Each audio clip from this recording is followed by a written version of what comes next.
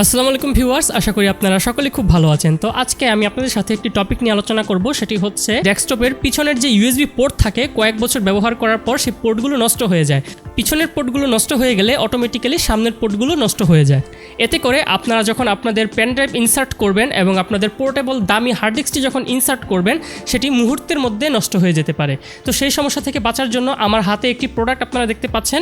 এটি ওরাইকো ব্র্যান্ডের USB express 3.0 এটি একটি ইউনিট আমার হাতে চলে এসেছে। এটি আমি স্টারটেক থেকে অর্ডার করেছি। এটি রিভিউ সহকারে ইন ডিটেলস থাকছে আজকের এই ভিডিওতে। তো আশা করি ভিডিওটি আপনাদের খুব ভালো লাগবে। তো আর কথা না বাড়িয়ে চলুন শুরু করে দিচ্ছি আজকের ভিডিও। তার আগে বলে নিচ্ছি, আপনি যদি আমার চ্যানেলটি নতুন হয়ে থাকেন তাহলে এখনই সাবস্ক্রাইব করে ফেলুন, আর যদি অলরেডি সাবস্ক্রাইব করে থাকেন থ্যাংক ইউ সো মাচ। আমি মাহমুদ হাসান ঈশান, আপনারা দেখছেন ঈশান3B। চলুন তাহলে শুরু করি।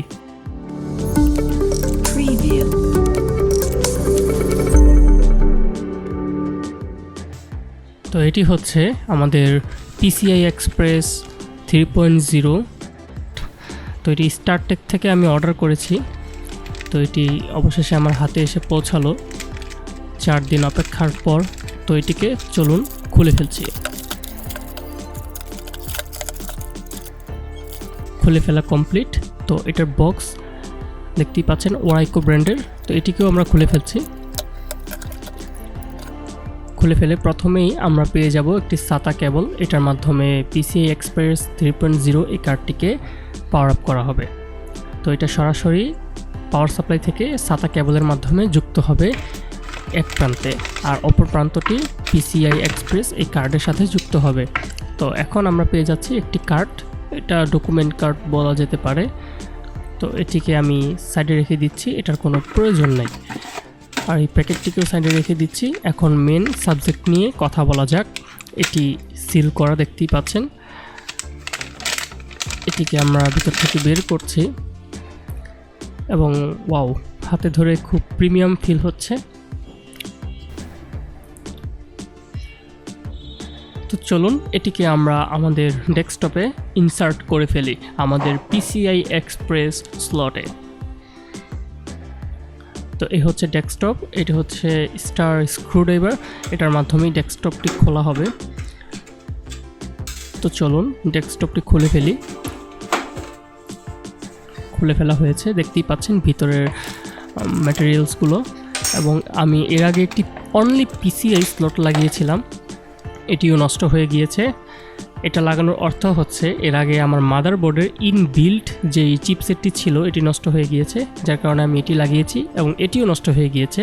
আমি রেকমেন্ড করব আপনারা কখনো PCI লাগাবেন না, আপনারা অবশ্যই ট্রাই করবেন যেন PCI-Express স্লটে আজকে যে প্রোডাক্টটি আমি লাগিয়েছি এরকম ব্র্যান্ডের প্রোডাক্ট লাগানোর জন্য। তো চলুন এটিকে আমরা এখানে লাগিয়ে নিচ্ছি। যে নিচে দেখতে পাচ্ছেন একটি PCI-Express স্লট রয়েছে। PCI-Express স্লটটি খুবই ছোট আকৃতির হয়ে থাকে। তো প্রথমে কি করবেন, এটিকে আপনারা জায়গা মতো প্লেস করবেন, তারপর চাপ দিবেন, অন্যথায় আপনার PCI-Express যে পোর্টটি রয়েছে এটি নষ্ট হয়ে যেতে পারে। তো এটিকে আমরা আগে জায়গা মতো প্লেস করে নেব, দেন আমি প্রেস করব, তাহলে লেগে যাবে। আমার মনে হচ্ছে এটি শক্তপোক্ত হয়ে লেগে গিয়েছে, জাস্ট স্ক্রুড্রাইভার দিয়ে এটিকে টাইট করে নিলেই এটি আরও শক্ত হয়ে লেগে যাবে। তো এই হলো লাগানোর পরে আমার ডেস্কটপটি। তো এটা হচ্ছে কুলিং ফ্যান। কুলিং ফ্যানটি সাতা কেবলের সাথে যুক্ত হয়েছিল।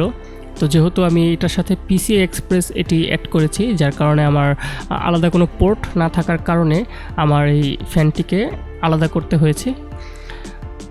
তো দেখতেই পাচ্ছেন আমি কিন্তু সাতা কেবলটির সাথে লাগিয়ে ফেলেছি। আমার কিন্তু কুলিংটি ঘুরছে। এখানে একটি পেন ড্রাইভ আমি লাগিয়ে ফেলেছি এবং দেখাচ্ছি আপনাদেরকে, এটি কিন্তু অলরেডি পেয়ে গিয়েছে। এই যে দেখতে পাচ্ছেন নোটিফিকেশন অলরেডি কিন্তু পেয়ে গিয়েছে। তো চলুন ভিতর থেকে দেখিয়ে দিচ্ছি।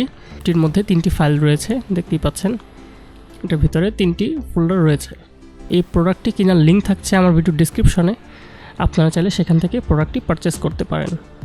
তো এই ছিল আজকের ভিডিও। আশা করি ভিডিওটি আপনাদের খুব উপকারে এসেছে। যদি ভিডিওটি ভালো লেগে থাকে তাহলে ভিডিওটিতে একটি লাইক দিয়ে আমার পরবর্তী ভিডিও বানানোর অনুপ্রেরণা কয়েক গুণ বাড়িয়ে দিতে পারেন এবং আমার চ্যানেলে সাবস্ক্রাইব করতে একদমই ভুলবেন না। দেখা হচ্ছে পরবর্তী কোনো এক ভিডিওতে। সেই পর্যন্ত সকলে ভালো থাকুন, সুস্থ থাকুন এবং দেখতে থাকুন ঈশান 3B। ধন্যবাদ সকলকে ভিডিওটি দেখার জন্য।